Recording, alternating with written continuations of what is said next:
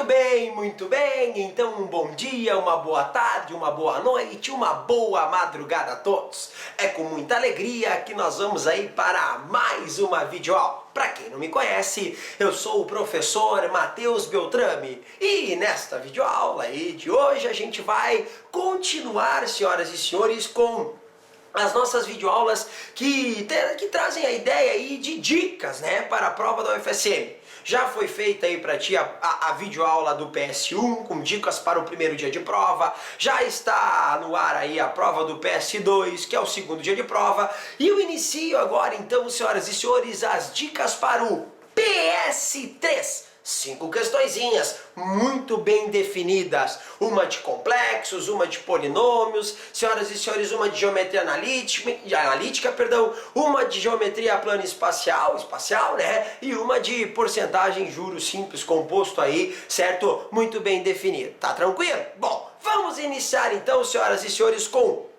os números complexos, certo? Beleza, maravilha? Bom, senhoras e senhores, para quem não sabe, nos números complexos é o único momento, né, que existe a raiz quadrada negativa. Então tu cuida lá, raiz quadrada de menos 25 é 5i, ou seja, o menos vira o i, né? Beleza, maravilha. Aí eu trago alguns tópicos importantes e tu não pode esquecer para tua prova. Por exemplo, potências de. Lembrar que as potências de nos números complexos se repetem de 4 em 4. E na 0 é 1, e na 1 é i, e na 2 é menos 1, e na 3 é menos i. Ou seja, se tu pega um número muito grande no expoente do i, tu vai, senhoras e senhores, dividir ele por 4. E o resto dessa divisão será um novo expoente. Segunda coisa importante, senhores, é a divisão, senhoras e senhores, de números complexos. Ou seja, se no denominador de uma divisão tu tem o i, o valorzinho do i, certo? O que vai acontecer? Tu pode eliminar este i, né? De que maneira? Mágica? Salabi? Não, nada disso, né, senhoras e senhores? Tu vai eliminar o i multiplicando pelo conjugado na parte de cima no numerador e na parte de baixo do denominador do complexo que tu tem. Um exemplo clássico, 2 sobre 1 mais i. Quem é o conjugado de 1 mais i? 1 menos i. Conjugado, trocar o sinal da parte imaginária. Lembra lá do teu a mais bi, tem que lembrar também onde o a é a parte real, onde o b é a parte imaginária.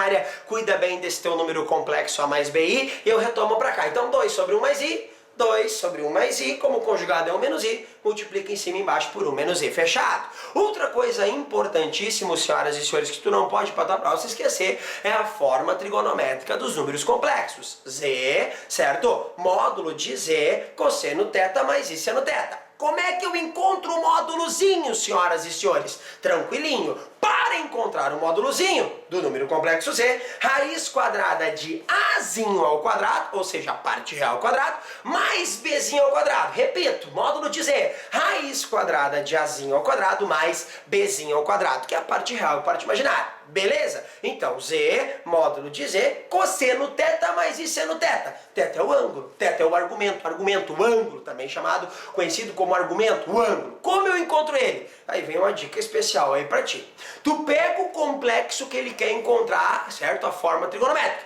E coloca ele no plano cartesiano. Porque o plano cartesiano, senhoras e senhores, é dividido em 4 quadrantes. Primeiro, segundo, terceiro e quarto quadrante, certo? E com certeza, senhoras e senhores, no momento que tu coloca o teu ponto complexo, onde a parte real vai ser no x e onde a parte imaginária vai ser no y, senhoras e senhores, no momento que tu pega este ponto e coloca ele no plano complexo, tu vai analisar o quadrante que ele está caindo, certo? No momento que tu analisa o quadrante que ele está caindo, primeiro, segundo, terceiro ou quarto quadrante, certo? Tu vai, ou primeira coisa, analisar as respostas que o teste te traz e analisar através da aproximação que este ângulo se encontra, ou no segundo momento lembrar dos ângulos de 30, 45 e 60, que são os que tu conhece. Automaticamente ele não pode fugir disso. Então repito, ou tu lembra dos ângulos de 30, 45 e 60, ou tu vai ocupar eles, certo? No primeiro, no segundo, no terceiro e no quarto. E aí eu já digo uma coisa pra ti.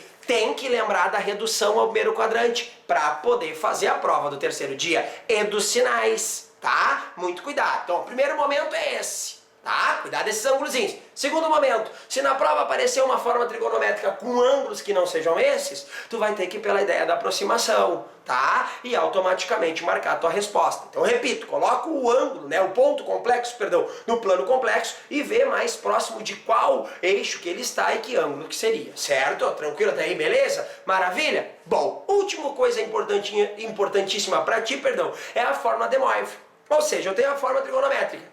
Z, módulo de Z, cosseno θ mais seno θ. Se tu elevar este Z num expoente, por exemplo, Z ao quadrado, o que tu vai fazer? Módulo de Z ao quadrado e vai multiplicar o ângulo do cosseno θ mais seno θ pelo expoente, no caso 2θ mais seno de 2θ. Fechado? Tranquilo? Beleza. De complexo seria mais ou menos essas as ideias, perdão, que eu tenho para te trazer. Vamos para cá onde agora? Para os polinômios, certo? E aí o que acontece com os polinômios? Os polinômios, né, vai te trazer aí uma equação, certo? De qualquer grau, ou seja, de qualquer expoente no x, na incógnita x, pode ter o expoente que tu quiser. E aí tu lembra, se tu tiver um polinômio começando por x na 5, quem é o grau? 5. Por quê? Porque o maior expoente do x é o grau. E o grau te traz o quê?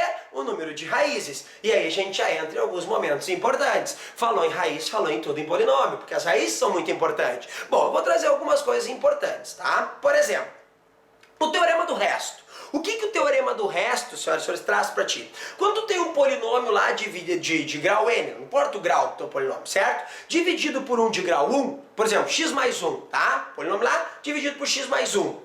Para te encontrar o resto diretamente, tu pega este polinômio de grau 1, x mais 1, e iguala a 0. Pega este valor de x que tu vai igualar a 0, no caso x igual a menos 1, e troca esse valor em todos os valores de x no teu polinômio dado, tá? Polinômio dado, certo? Automaticamente, este valor que tu vai encontrar é o resto da divisão. Isso se chama teorema do resto. Tranquilo? Se ele pedir o quociente e o resto ao mesmo tempo, o que tu pode fazer? Automaticamente lembrar de Breuer-Ruffini, né? O famoso chiqueirinho lá, né, dos polinômios. Como é que funciona o Breuer-Ruffini? Então, lá de cá, tu vai colocar no cantinho aquele menor o elemento isolado do x. E no outro ladinho ali, todos os coeficientes, quem está na frente do x ao cubo, do x ao quadrado, seja qual for o grau do teu polinômio. E aí vai fazer o processo. Baixa o primeiro elemento, multiplica e soma. Eu, se fosse vocês, daria uma revisada muito boa no Breuer-Ruffini. Por quê? Porque Breuer-Ruffini, ele baixa o grau. E aí a gente vai para as raízes. Ele também pode ser muito ocupado para encontrar raiz de um polinômio. Por exemplo, vamos supor que tu tem um polinômio de grau 3, x ao cubo mais 2x ao quadrado, assim vai, certo? Então termo independente. O que vai acontecer? Se o exercício te dá uma raiz, se ele é de grau 3, tem 3 raízes. Se o exercício te dá uma raiz, tu já tem uma raiz, mas faltam as outras duas. Como tu encontra estas outras duas raízes? Uma maneira, senhoras e senhores, é Breuer-Ruffini. Ou seja, tu pega essa raiz que ele te deu, coloca no cantinho lá do teu chiqueirinho, certo?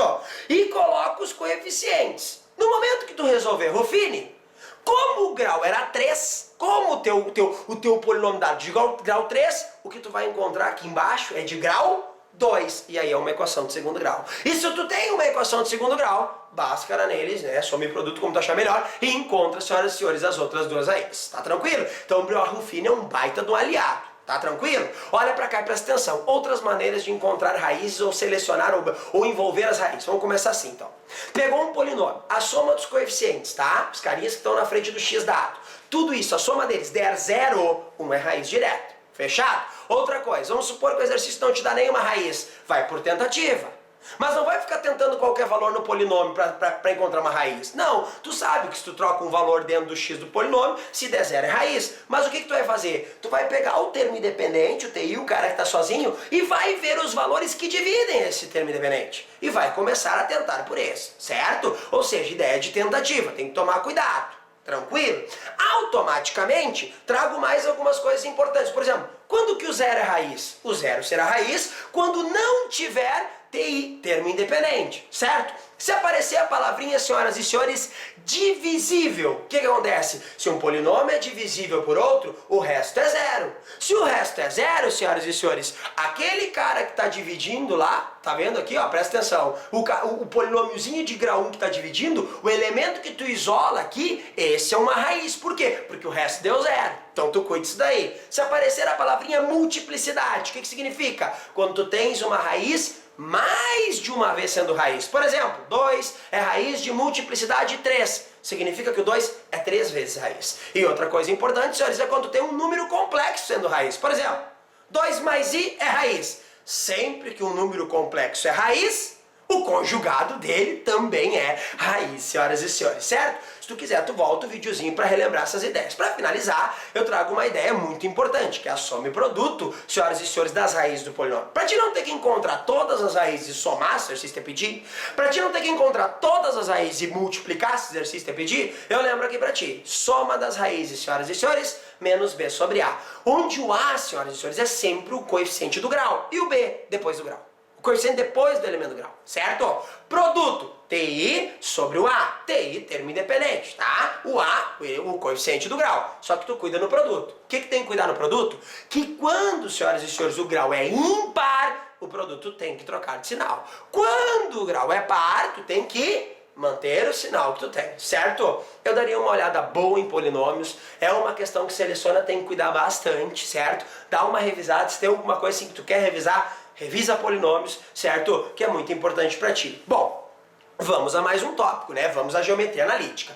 O que tu tem que saber de geometria analítica? A primeira coisa é que ela está separada em 3 momentos. Mas aí vem o detalhe. Como assim separado em 3 momentos? Estudo do ponto, estudo da reta, estudo da circunferência. Mas a questão que vai aparecer para ti, senhores, vai ser misturando reta e circunferência. Mas vamos começar. E até um ponto. Até o estudo do ponto. Sem problema. Vamos começar pelo estudo do ponto. Olha pra cá e presta atenção. Primeira coisa, tem que revisar ali bonitinho a distância entre 2 pontos, né? Como é que se calcula a distância entre 2 pontos? Automaticamente, um ponto médio. O ponto que está no meio entre 2 pontos. Somos x, divide por 2. Somos y, divide por 2, tu encontra o ponto médio, certo? E aí tu cuida 2 coisas importantes, que é a área do triângulo, certo? Através dos 3 vértices, que são 3 pontos do teu triângulo, e a condição de alinhamento. Daí tu pensa comigo, se os pontos estão alinhados, não tem como ter área. Concorda comigo? Então, para calcular a área, é 1/2 do determinante. Do primeiro ponto, do segundo ponto, do terceiro ponto. Repete o primeiro ponto, multiplica normal, quando voltar troca de sinal. Cuida isso, e aí vem um grande detalhe. Se esses pontos estão alinhados e não tem área, só aquele 1/2 cai fora. E aí, senhoras e senhores, tu cuida que essa ideia é importante, porque uma coisa leva a outra, faz tu pensar nessas 2 ideias ao mesmo tempo. Então toma cuidado bastante, certo? Eu trago uma palavrinha importantíssima chamada de mediana. O que seria mediana? É a distância que vai do vérticezinho de cada triângulo até o lado oposto, bem no meio, no ponto médio. Então a distância de um vértice até o ponto médio do seu lado oposto. Fechado? Vamos ao estudo da reta. O que tu tem que saber no estudo da reta? Para começar a encontrar a equação de reta. É óbvio, equação reduzida e equação geral. Reduzida, quando o y está isolado, o y fica sozinho, equação reduzida. Equação geral, quando tu tem todos os termos, senhoras e senhores, igualados a zero. Certo? Muito cuidado na equação reduzida, muito cuidado da equação geral, certo? Vamos ao momento. Como eu encontro a geral, como eu encontro a reduzida, vão ter 2 momentos. Quais são os 2 momentos? Primeiro, tem 2 pontos, 2 points, 2 pontos em inglês, que beleza, né? Pega esses 2 pontos e coloca no determinante. Pega o primeiro ponto, segundo ponto, xy, repete o primeiro ponto, multiplica normal e quando volta troca de sinal, certo? Igualado a zero. Então muito cuidado para encontrar a equação da reta por 2 pontos. E aí vem um outro momento importantíssimo para ti, que é um ponto, tem um ponto e o coeficiente angular. Aí tu lembra do ioiô, achou, show, ioiô, achou, show. Como assim? Y menos o y do ponto igual ao angular que multiplica x menos o x do ponto. E aí vai vir a pergunta, como eu encontro o coeficiente angular? Se ele não te der o coeficiente angular, temos também 2 momentos importantes para encontrar. Primeiro te deu a inclinação da reta, senhores, com o eixo x, tá? Positivo, muito cuidado. Tangente desse ângulo será o coeficiente angular. Tranquilo? Segundo momento, te deu 2 pontos. Lembra da formulinha para encontrar o angular? y2 menos y1 sobre x2 menos x1. Encontrar o coeficiente angular é importantíssimo. Ainda mais, senhoras e senhores, quando a gente fala de retas paralelas, paralelismo e retas perpendiculares. Perpendicularismo. Então vem comigo. Retas paralelas, paralelismo. Os angulares são iguais. Quando as retas são perpendiculares, um angular é o inverso do outro com sinal contrário. Eu já te ajudo aí para dar uma gravadinha legal. Paralelismo, vem comigo, ó. Angulares iguais. Olha só, presta atenção. perpendicularismo. Tem que inverter e trocar o sinal. Um macetinho para te guardar retas paralelas angulares iguais, retas perpendiculares, um inverso do outro com o sinal trocado. Beleza? Vamos mais um pouquinho, olha para cá e presta atenção. Distância de um ponto a uma reta. Misturou as duas ideias, obviamente tem que cuidar. Aí eu lembro a formulinha para ti. Detalhe importante, a reta deve estar na forma de equação geral. Azão x mais bzão y mais czão igual a zero. Certo? E aí tem teu ponto. Aí tu monta a fórmula. Eu lembro, eu leio contigo, né? Módulozinho, porque a distância não pode ser negativa, de azão x do ponto, mais bzão y do ponto, mais czão. Tudo isso dividido, senhoras e senhores, por raiz quadrada de azão ao quadrado mais bzão ao quadrado. Então cuida a distância ponto e reta. Bom, mas eu tenho muita certeza que o FSM vai cobrar a circunferência de ti. E muito possível com uma reta. Já vamos chegar. Um momento importante. O que tu tem que saber de circunferência? 3 coisas. Primeiro, encontrar um centro, encontrar o raio e também relacionar reta e circunferência. Então vamos começar assim, ó. Quais as equações que tu tem? 2 também. Reduzida e geral. Como eu acho o centro e o raio da reduzida? Vamos lembrar da reduzida. X menos o do centro ao quadrado, mais y menos o do centro ao quadrado, certo? Igual ao raio ao quadrado. Quem é o x e o y do centro? Os elementos que estão do ladinho do x e do y, senhoras e senhores, com o sinal trocado. Troca o sinal, tem o centro. E o raio? Só tira a raiz quadrada. Mas eu acredito que essa aqui possa ter mais chance de aparecer, que é a geral. Tá? Quando tu abre essa reduzida, o que vai acontecer? Um exemplo clássico é x ao quadrado mais y ao quadrado menos 4x mais 6y menos 5 igual a zero. Detalhe importantíssimo. O que eu vou mostrar agora para ti precisa ter, senhoras e senhores, os coeficientes do x ao quadrado e y ao quadrado sendo 1. Ou seja, y ao quadrado e x ao quadrado no início da equação de circunferência tem que ser 1 para fazer o que eu vou te dizer agora. O quê? Como encontrar o centro e o raio. Então funciona assim.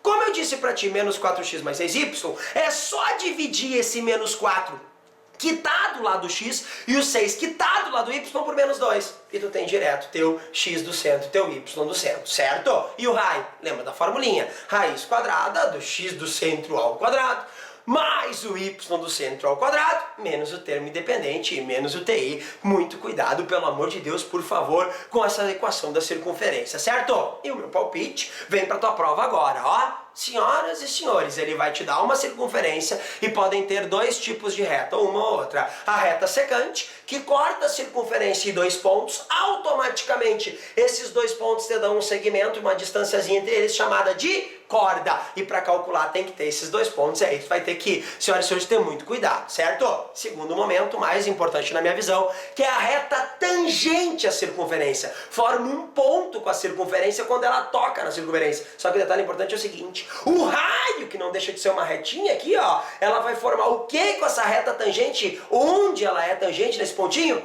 Um ângulo de 90 graus. Ou seja, formando um ângulo de 90 graus, elas são perpendiculares. Se elas são perpendiculares, tem que lembrar do momento anterior, paralelismo angulares iguais, perpendicularismo, tem que inverter e trocar o sinal. Eu cuidaria muito dessas situações, eu teria muito cuidado, a geometria analítica vai vir, e é muito possível que esse ano ela venha sendo a pior questão da tua prova. Então, olha, tome muito cuidado, senhoras e senhores, certo? Mais um tópico importante, a geometria plana e geometria espacial, claro, né? E aí muita gente pergunta, vai ter uma questão só de plana?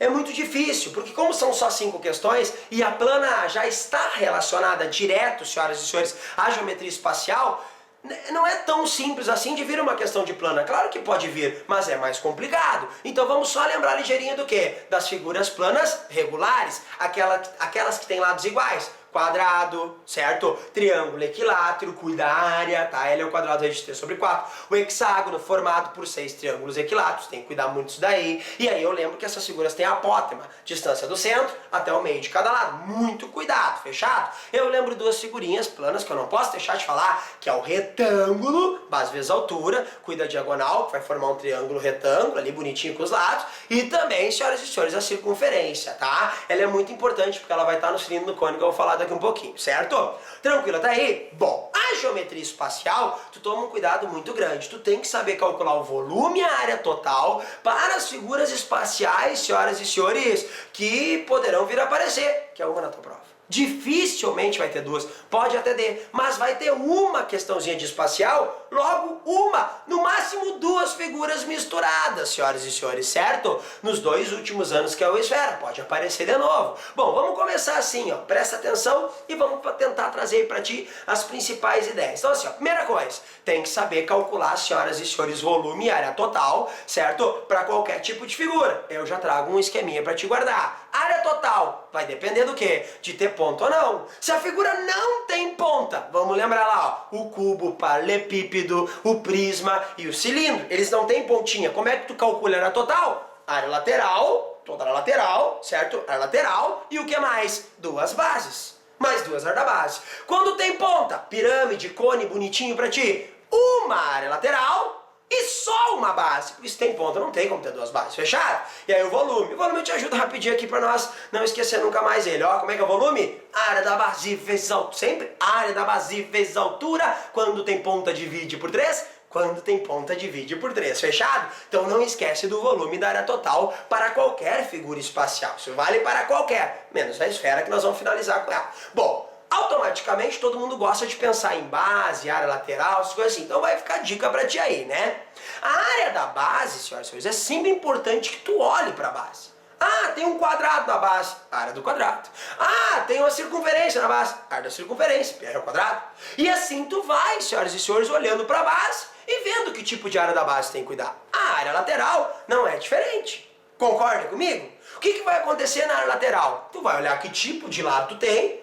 Por exemplo, prisma, retângulos, pirâmide, triângulos isósceles, e vai calcular a quantidade vezes o tipo de área que tu tem na área lateral. Fechado? Aí tu vai olhar pra mim e vai dizer assim, ó, ah, e o cilindro e o cone? Bom, cilindro e o cone, tu pode abrir eles, certo? Ou tem uma setinha aqui pra ti, ó, guardar a área lateral do cilindro e do cone. Lá no cilindro eu tinha 2 πRG. Agora aqui no cone, só πRG. É a área lateral do cilindro e do cone. Até tem uma videoaula especial só de cilindro e cone para guardar as formulinhas, pode te ajudar bastante. Então, senhoras e senhores, eu vou trazer as figuras que eu acho que são as mais importantes. Quais? Aquelas que são mais fáceis de serem contextualizadas. E aí eu vou listar algumas fundamentais para ti aqui, ó. Cilindro, para mim importantíssima, cone, paralelepípedo. E a última que eu vou finalizar agora, que é a esfera. E eu trago dentro dessas 5 mais importantes a pirâmide, porque de vez em quando o FSM me cobra. Então repito, ó, cilindro, cone, paralelepípedo, esfera e pirâmide. E eu aposto, os caras dizem assim, ah, e tem uma aposta? Tem uma aposta. Eu acredito muito, senhoras e senhores, ou no cilindro ou no paralelepípedo. Primeiro cilindro, depois paralelepípedo. Esse é o meu palpite pra ti. Claro, é muito amplo, são muitas figuras espaciais, é difícil de acertar, né, na tampa qual vai cair, mas tem essa ideia por serem as mais fáceis de serem contextualizadas, certo? De montar uma historinha. Mas aí vai a esfera, só pra te lembrar qual é a área da esfera, né? 4πr ao quadrado. Qual é o volume da esfera? 4πr ao cubo sobre 3. Olha só, 4πr ao cubo sobre 3.